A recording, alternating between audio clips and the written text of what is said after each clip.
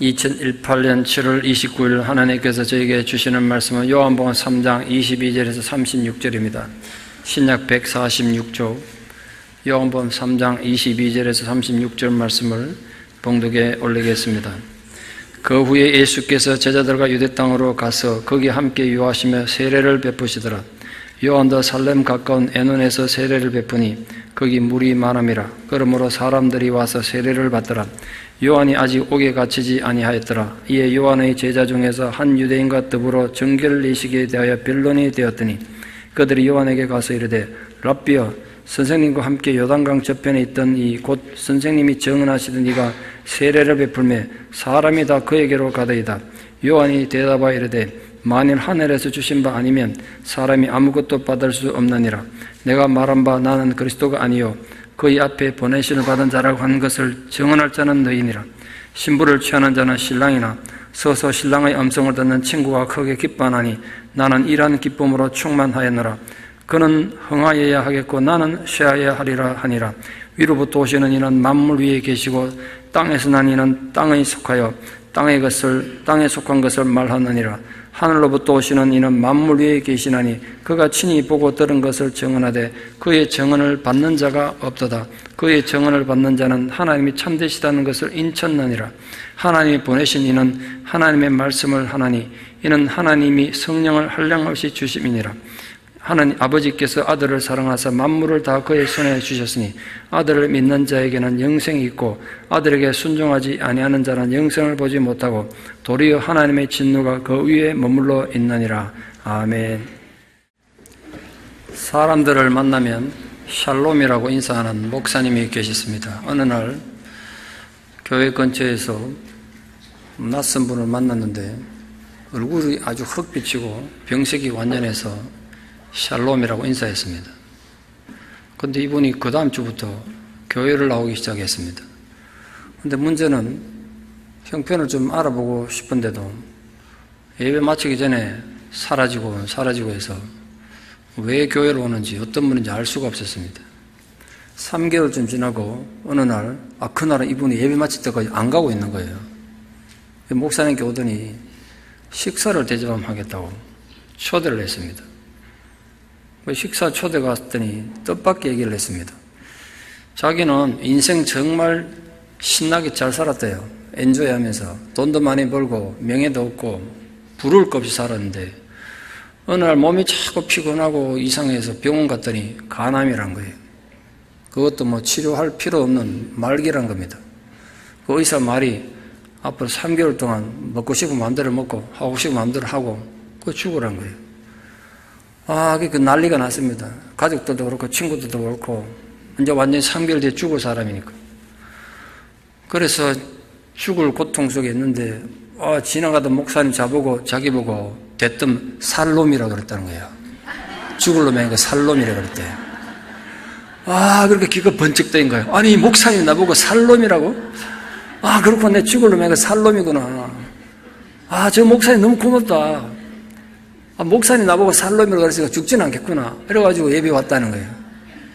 그 예배 들어가면 난 살놈이야 이러면서 돌아가면서 약도 먹고 운동도 조금씩 하고 그랬더니 몸이 어쨌든 점점 더 좋아져서 3개월 지난 오늘까지 살아있노라고. 이렇게 건강이 회복됐다고 목사님께 식사를 대접했다는 거예요. 이 사람은 샬롬을 살롬으로 들은 거죠. 그런데 진짜로 샬롬의 역사가 그에게 나타난 겁니다. 샬롬의 기적이 일어난 거죠. 하나님 주시는 평안의 축복이 그에게 임한 겁니다. 오늘 우리도 죽어가는 세상 사람들에게 이 샬롬의 기적을 전해야 되지 않겠습니까?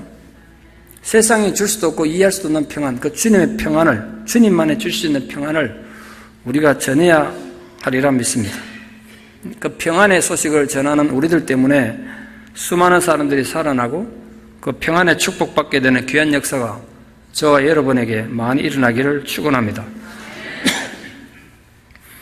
이 세례 요한의 제자들 가운데 예수를 따르는 자들이 생겨난 거 이미 말씀을 드렸습니다. 그런데 이제 제자들의 문제가 아니라 유대의 군중들 가운데서도 주님을 추종하는 자들이 많이 생겨났습니다.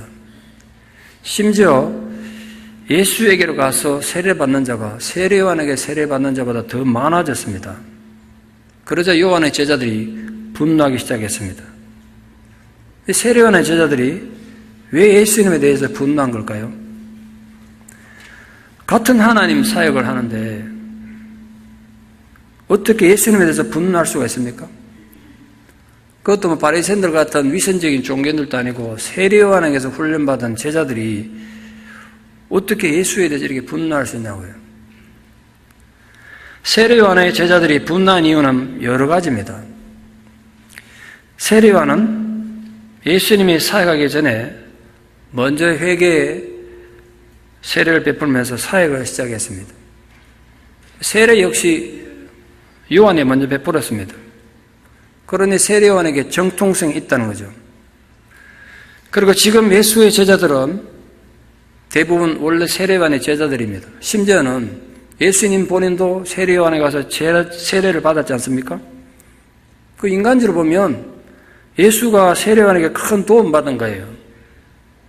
근데 이제는 사람들에게 세례요한보다 세례요한에게 세례받아 예수가 더 인기를 얻고 인정을 받는 걸 보고 위기의식을 느낀 겁니다. 그 세례요한의 제자들이 예수님이 베푸는 이 세례를 보고 분노하게 된 결정적인 이유는 이 유대인들과 변론 때문입니다.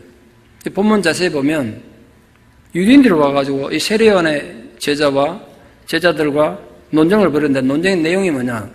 예수도 세례를 베풀고 세례요한도 세례를 베푸는데 누구의 세례가 더 우월하냐? 그건 논쟁 벌였다는 거야. 이 소식 듣고 지금 세례요한이 제자들이 세례요한에게 따진 거 아닙니까? 사람들이 왜 그런 생각하게 되냐면 더 많은 사람들이 예수에 가서 세례를 받으니까 누구 세례가 더 중요하고 귀하고 올바른 것이냐? 예수가 더 귀한 거 아니냐? 더 올바른 거 아니냐? 그렇게 세례요한 제자들이 질투심이 견딜 수가 없었습니다. 요한의 제자들이 세례요한에게 찾아가서 불평에 가득 차서 항의합니다. 요단강 저편에 있던 자, 선생님이 정언하시던 네가 세례를 베푸는데 사람들이 다 글로 갑니다. 이제 겉으로 봐서 상당히 분노에 차 있죠. 세례요한이 하는 말들이 제자들 하는 말을 요약하면 이거예요.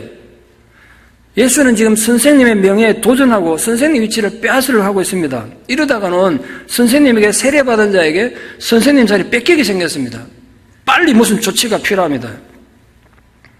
세례요한의 제자들은 요한에게는 랍비라는 존칭을 사용하고 있지만 예수님에게는 이름도 안 불렀어요.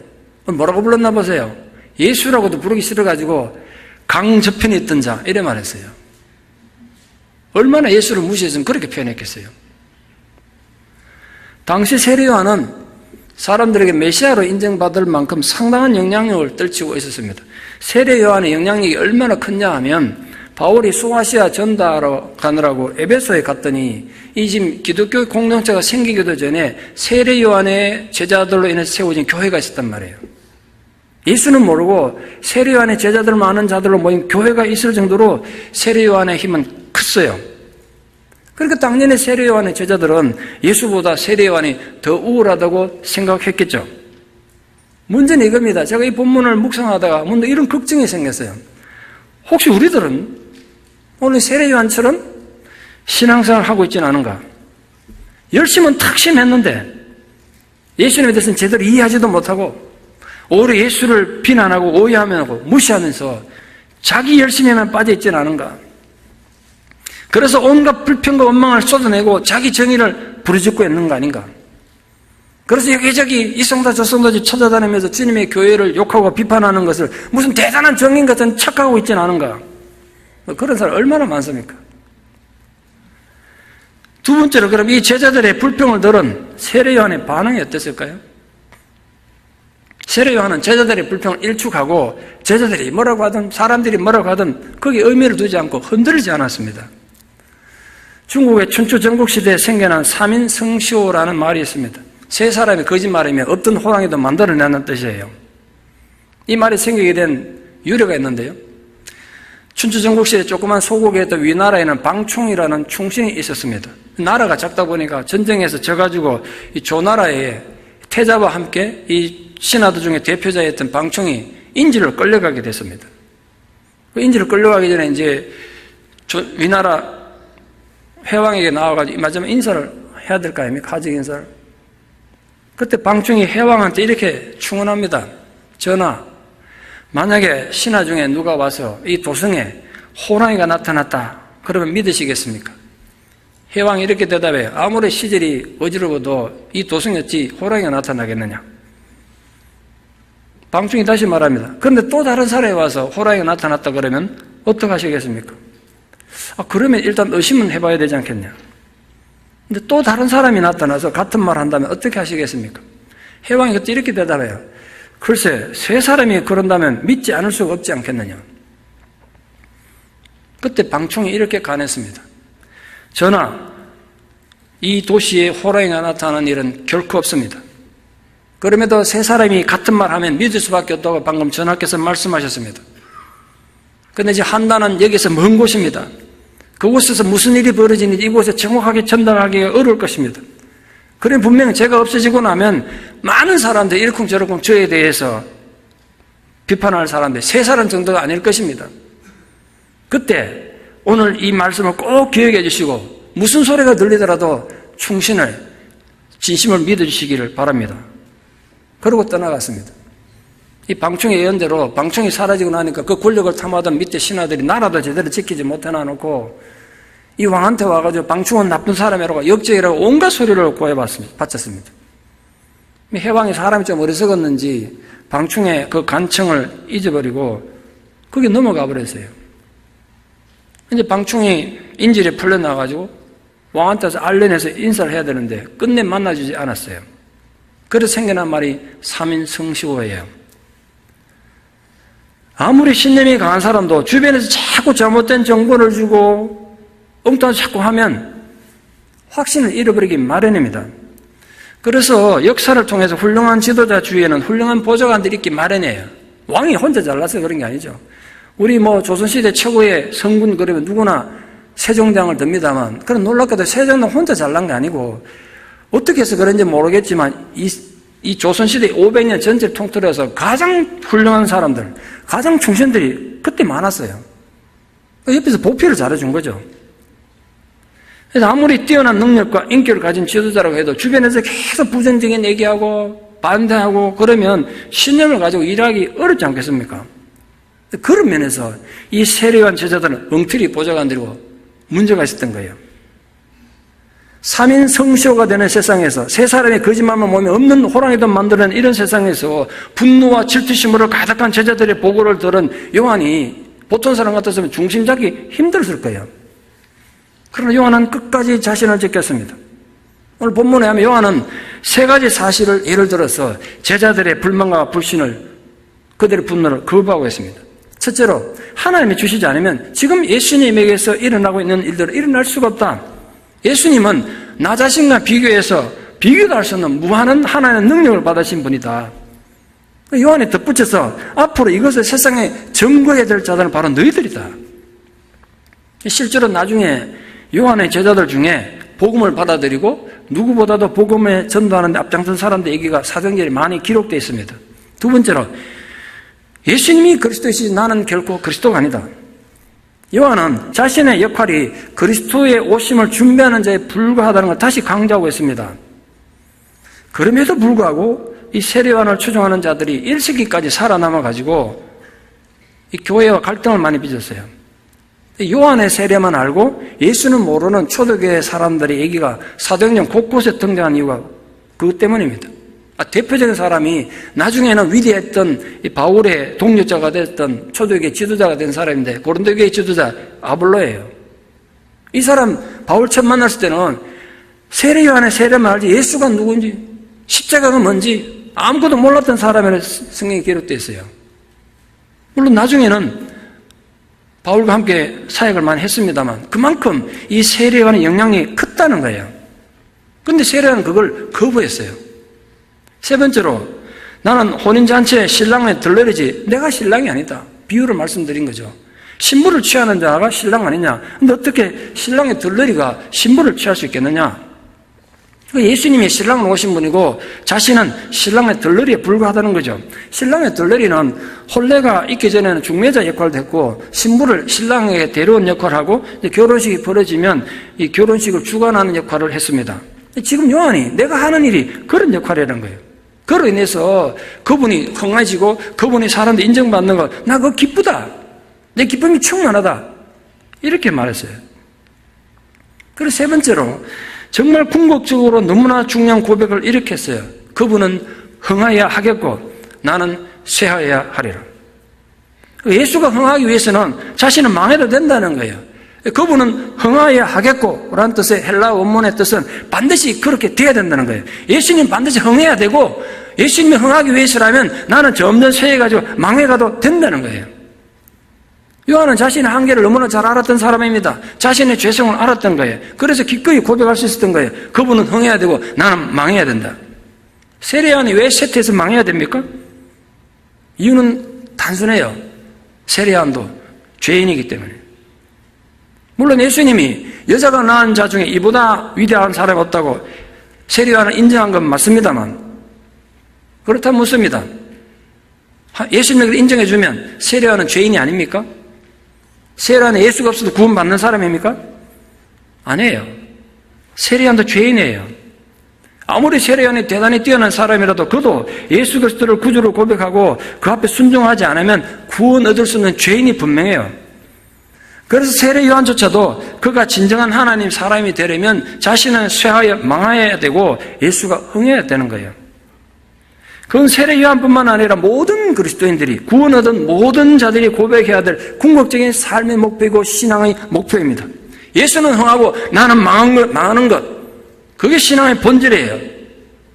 이 사실을 깨닫고 신앙생활한 사람이 얼마나 되겠습니까?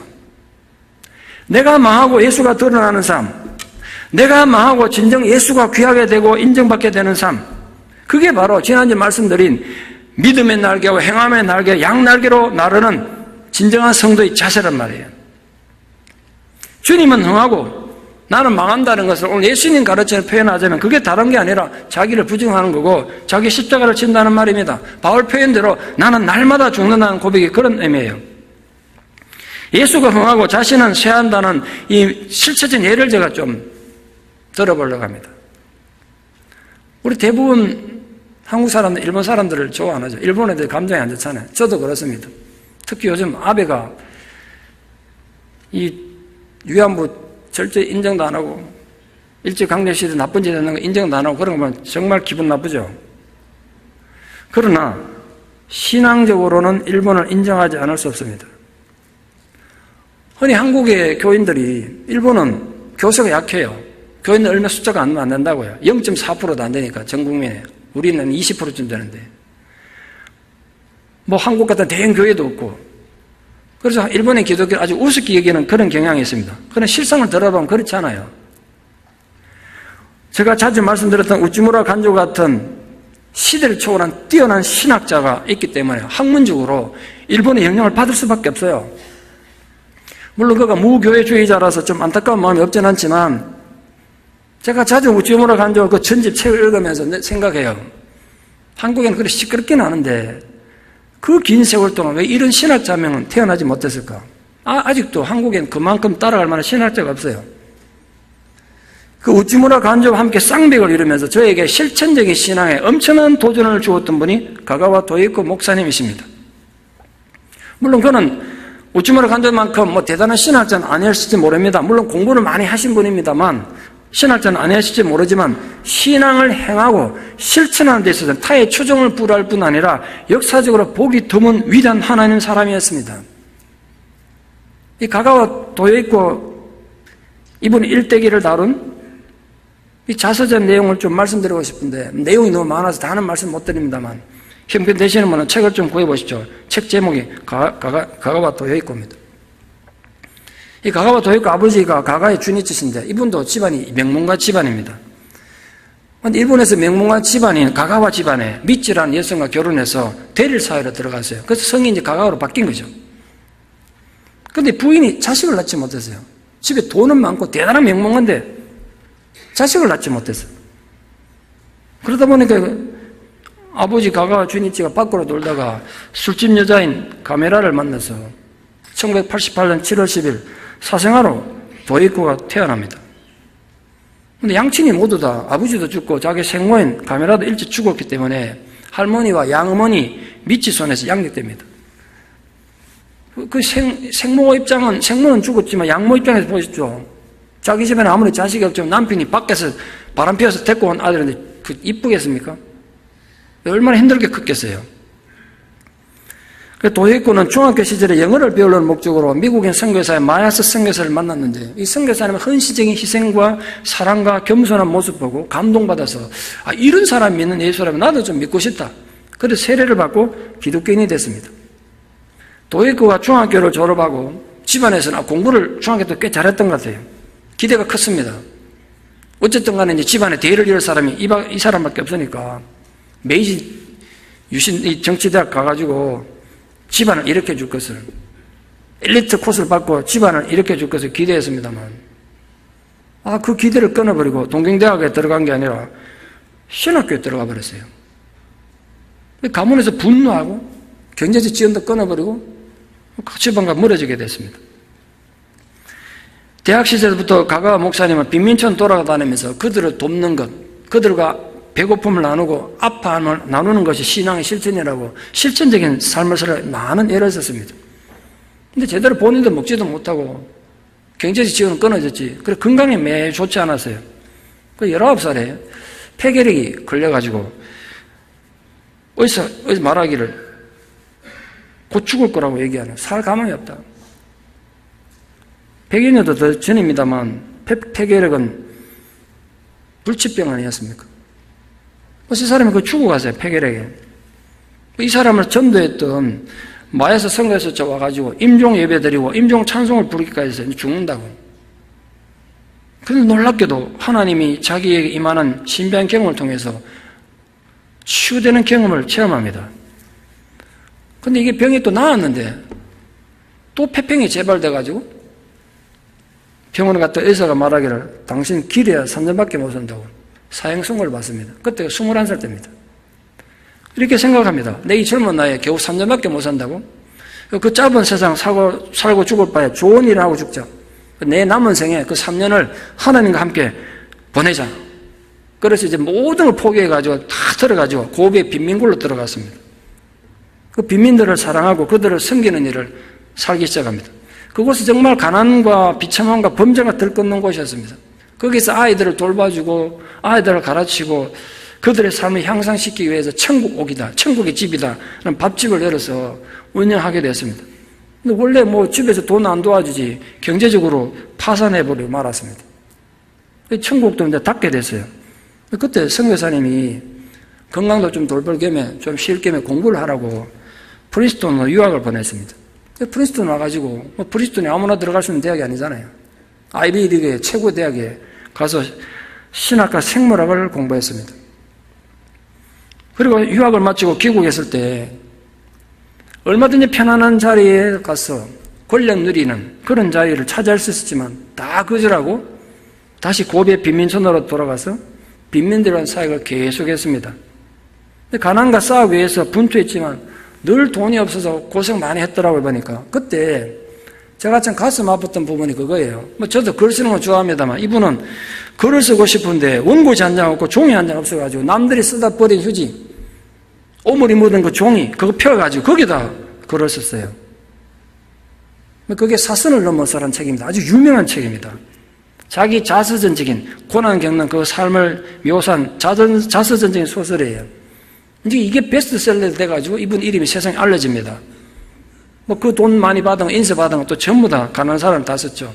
그 외에 신학, 과학, 문학, 사회학 각 분야에 걸쳐서 한 200권의 책을 쓰신 분입니다. 대단한 분이죠.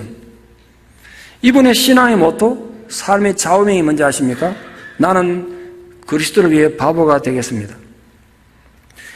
그는 당시 일본의 그 누구보다도 공부를 많이 한 사람입니다. 근데 기꺼이 예수를 위해서 바보가 되기로 선택한 겁니다. 예수는 흥하고 자신은 쇠하여 망하는 존재가 되기로 선택한 거예요. 이분의 그런 행적이 알려져서 1938년 인도를 방문했을 때 이 인디라 간디가 그를 너무 존경해가지고 여러분 간디의 유명한 물 있지 않습니까? 물 있지 않다. 거기 지금 일본에 있다고요. 인도에 있는 게 아니라. 그때 이분에게 선물했어요. 내가 당신을 존경한다는 뜻으로. 일본 제국주의에 반대하고 일본이 다른 나라를 침략하는 것에 대해서 대신 사죄하기도 했습니다. 그 때문에 이제 투옥되고 많은 핍박을 받았어요. 노벨 평화상 후보로도 몇 번 올라가고 노벨 문학상 후보로도 여러 번 오르기도 했습니다. 패전 후에 내각에 참여해서 장관을 하든지 권력을 가지고 세상을 바꿔보라고 권유를 받았지만 그거 다 거부하고 국제평화협회를 설립해서 항구적인 세계의 평화와 인류애를 실현하는데 자기 남은 생애를 바쳤습니다. 이분이 또 병중에도 전도하는 걸 그렇게 열정적으로 했더라고요. 제자들이 선생님 그러다가 죽습니다. 몸부터 챙겨야지. 그 병든 몸을 어떻게 전도를 다니십니까? 그 나보고 전도하지 말라면 죽어라 소리다. 그 병든 몸을 이끌고 전도를 갔다가 결국은 병세가 악화돼가지고 전도하다가 1960년 4월 23일 이 72세 파란만난 생을 마치게 됩니다. 이분이 그 전도하다 전도지에서 병상에 누워가지고 마지막 죽으면서 남긴 짧은 기도문이 있는데 3마디 기도를 했어요. 첫 번째, 교회를 강하게 해 주십시오. 두 번째, 일본이 회개해서 일본을 구원해 주십시오. 세 번째, 세계의 평화를 가져오게 해 주십시오. 이게 그 마지막 유언의 기도였습니다. 오늘 이 가가 도에코 목사님의 삶은 그야말로 예수가 흥행하기 위해서 자신은 쇠하고 망하는 살아있는 본보기가 아닌가. 제가 그분 일대기 읽으면서 그 생각이 들어서 또 다시 여러분 좀 소개를 해드렸습니다. 그분의 삶은 두 가지로 요약할 수 있습니다. 철저히 예수님을 흥하게 하기 위해서 자신은 완전히 쇠하여진 사람, 완전히 망한 사람이 됐습니다. 또한 영생과 저주의 문제에 있어서 철저히 순종하고 실천하는 하나님 사람이었다는 점입니다. 물론 함부로 이분의 삶을 흉내내기는 쉽지 않습니다만 교인도 많고 대형교회도 많은 한국교회에서 그러나 실천적인 신앙을 찾아보기 힘든 한국교회에 엄청난 큰 도전이 아닌가 그렇게 생각합니다. 오늘 이 본문의 요한의 제자들처럼 신앙생활하는 사람이 얼마나 많습니까? 아무리 믿음이 좋은 신앙인들라도 자기 명예, 자기 자존심 지키기 위해서 신앙을 희생하는 사람이 얼마나 많습니까? 자기 명성을 위해 예수가 망해도 개의치 않는 거죠. 자기 자존심 지키기 위해서 예수가 웃음거리 돼도 개의치 않지 않습니까? 예수보다는 자신들의 명예가 소중하고 예수의 영광보다는 자신들의 권리와 자존심을 더 소중하게 생각하는 사람들, 하나님 이름이 욕되게 되고 예수 이름이 깃바닥에 처박혀 짓밟히더라도 자신의 이기심을 더 소중히 여기는 자들이 현실적으로 얼마나 많습니까? 이 이민교회는 얼마나 많습니까? 지난주에도 말씀드렸습니다만 술, 담배, 도박, 마약, 포르노 같은 컴퓨터 그게 무슨 의미가 있겠어요? 그런데 문제는 그것 때문에 그런 것들 때문에 예수가 우습게 여김을 받고 무시당하고 손가락 짚었기 때문에 하면 안 되는 거예요. 제가 선생할 때 보니까요, 같이 술 마시고 같이 도박하면서도 뒤에서는 욕하더라고요. 저게 그래도 교회에 가면 집사란다, 저 잡사 이러면서 욕하더라고요. 그 집사님은 또 입만 벌리면 성경이 어떻고 예수님이 어떻고 그러는데 노름을 그렇게 좋아하고 술은 또 그렇게 마시더라고요. 근데 문제는요, 그분 때문에 고통적인 게 저 같은 사람이에요. 다른 선생님들 와가지고 아무개 집사는 아무개 선생은 교회 집사인데 술 마시고 노름도 하는데 박 선생은 왜 안 하냐 이거야. 니도 하라는 거야. 그 순간 예수님 명예는 시궁창에 빠져서 세상 사람 짓밟히는 거예요. 따지고 보면 세상 사람들도 다 아는 거예요. 예수 믿는 사람들은 그런 거 하면 안 된다는 거. 우리는 이렇게 하더라도 예수 믿는 사람 이런 거 하면 안 된다는 걸 본인들 알고 있다는 거예요. 그럼에도 불구하고 주님의 명예, 주님의 흥함보다는 자신의 기분, 내 자존심이 신앙의 핵심이 되는 경우가 얼마나 많습니까? 신앙이 신앙으로 증명되어야 될 상황에서 신앙으로 버티고 이기는 경우보다 실패하는 경우를 훨씬 더 많이 봤습니다. 그러니 주님을 위해서 마귀는커녕 작은 손해도 보지 않으려고 합니다. 그러면서 또 신앙의 위대한 신앙을 꿈꿉니다. 그런 신앙이 도대체 얼마나 힘을 갖고 있겠어요? 여러분, 정말 묻고 싶습니다. 저를 포함해서 우리는 주님을 위해서 망할 준비가 되셨습니까? 많은 성도들이 예수를 통해서 자신의 삶이 흥하기를 기대합니다. 예수 믿어서 부자 되기를 바라고 예수 믿어서 성공하기를 바랍니다. 교회에서 직분을 맡아서 영향력을 행사하면서 세속적인 권력을 휘두르는 것이 그 결국 예수를 통해서 자신이 흥하려는 거 아닙니까? 언제부턴가 예수 때문에 약해지는 것이 무능한 사람으로 취급받는 그런 세상이 되어버렸습니다. 여러분 중에는 자신이 흥하고 잘되기 위해서 예수님을 수단이나 도구로 이용하는 사람 없습니까? 내게 손해가 된다면 기꺼이 예수를 헌시작처럼 버리는 그런 사람 없습니까?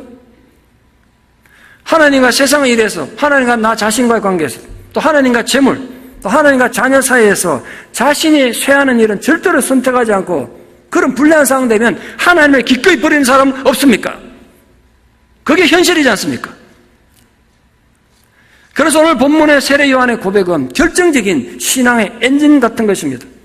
진정 우리 신앙이 예수는 흥해야 되고 나는 쇠하여 망해야 된다는 고백이 돼야 그때 진정으로 믿음과 행함의 양날개로 나는 하나님 백성이 되는 것입니다. 그 거룩한 위대한 신앙 고백을 모두 할 수 있는 우리가 되기를 진심으로 축원합니다. 우리는 지난주 양날개로 나는 신앙에 대해서 이미 말씀을 드렸습니다. 오늘도 그 말씀은 계속됩니다. 오늘 다시 강조된 것은 하나님의 아들이신 예수 그리스도를 믿고 순종하느냐 그렇지 않느냐에 따라서 영생과 영벌이 결정된다는 사실입니다. 영생은 믿는 자들에게 주어진 최고의 선물입니다. 그러나 동일선상에서 오늘 본문에 보면 하나님 진노가 주어졌습니다. 하나님 진노는 순종하지 않는 자에게 주어집니다. 영생은 하나님 진노의 대전제가 순종이죠. 영생과 하나님 진노가 그 중간에 순종이 대전제가 됐단 말이에요.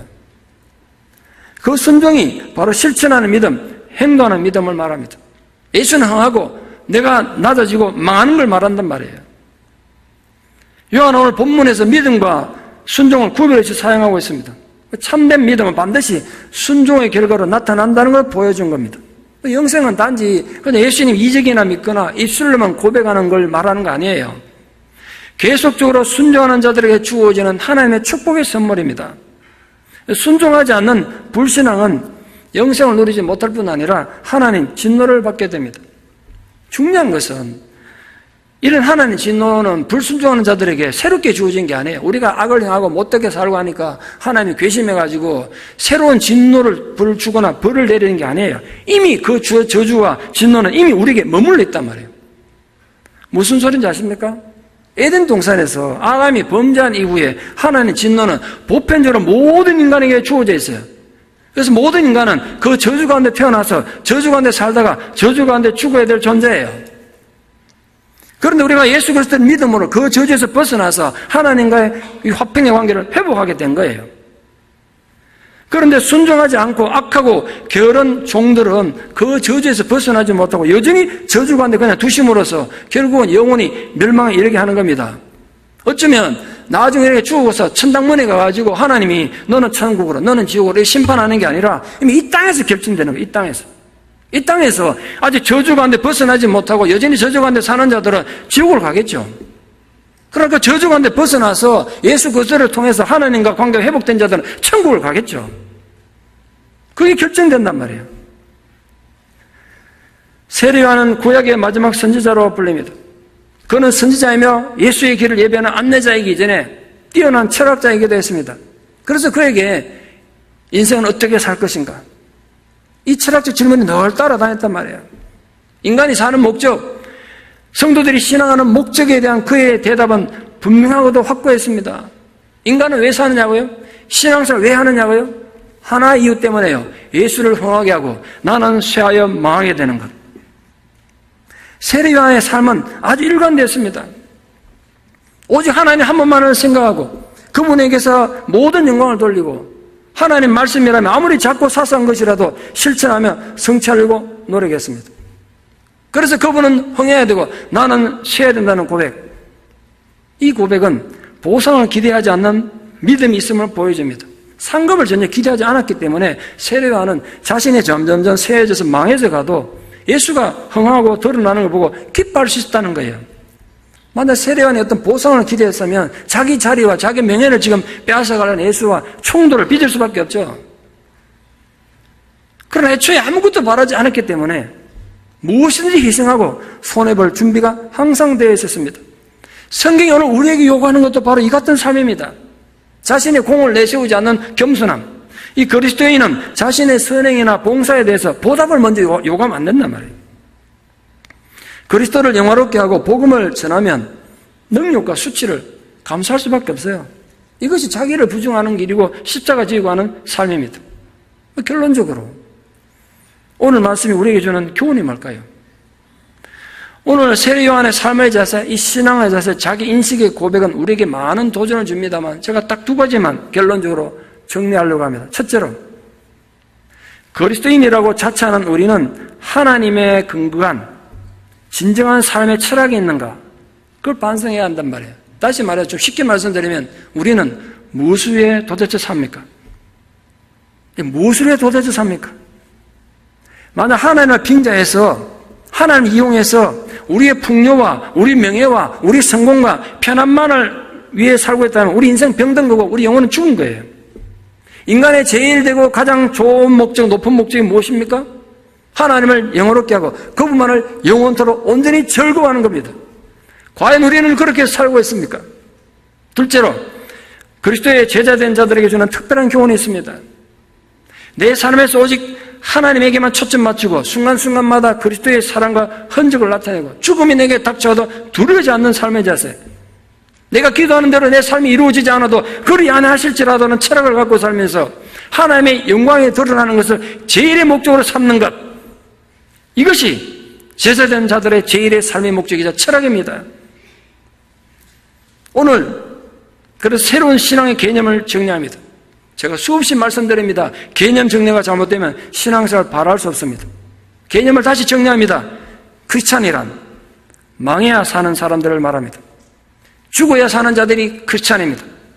망하지 않고 죽지 않았다면 인간적으로는 성공하고 자살인지 모르겠습니다만 신앙적으로는 실패한 자이며 거짓된 자일 수밖에 없습니다. 여러분은, 우리는 그리스도를 위하여 망할 수 있습니까? 어차피 신앙 심판은 각각 받는다고 말씀드렸잖아요. 최고 심판은 각자가 받습니다. 여러분 각자가 여러분의 삶에서 예수가 흥하기 위하여 자신은 쇠하고 망하는 결단을 하기를, 거룩한 성도가 되기를 진심으로 축원합니다. 기도드리겠습니다. 사랑의 하나님, 하나님의 깊으신 은혜와 사랑을 인하여 진실로 감사를 드립니다. 우리는 세상에서 성공하면 그게 다인 줄 알았는데 그것이 결코 전부가 아니라 내 안에서 예수가 흥해야 되며 나는 점점 쇠하여지고 결국은 망해가더라도 예수 그리스도가 내 안에서 바로 서 있고 흥해지면 그것이 기쁨인 것을 오늘 다시 깨닫습니다. 신앙이란, 삶의 목표란 내 안에서 예수가 흥하며 나는 쇠하여 망하는 사실이란 것을 고백하는 자들이 되게 해주시고 그렇게 살아가는 자들이 되게 하여 주시옵소서. 신앙이 결코 이론에 머물거나 자기 과시에 머물지 않고 참으로 살아서 살았다는 것이 부끄럽지 않는, 죽어서 사는 거룩한 주의 제자들 되게 도와주시옵소서. 예수님 이름으로 기도드리옵나이다. 아멘.